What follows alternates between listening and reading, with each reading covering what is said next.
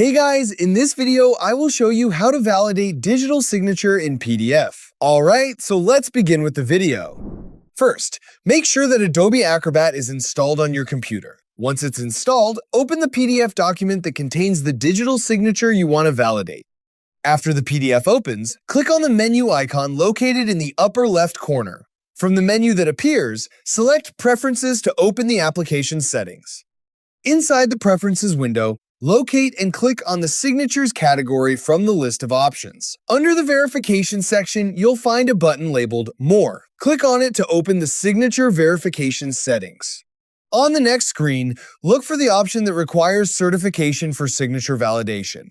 If this setting is enabled, uncheck it to disable the requirement. Once you've made the change, click OK to save your settings. After saving the changes, close the settings window and return to your PDF document. Now, simply click on the digital signature within the document. Adobe Acrobat will recheck the signature using the updated verification settings, allowing you to proceed with the validation process. And that's it. So that's basically how you can validate digital signature in PDF. So that's all for this video. See you in the next one. Thanks.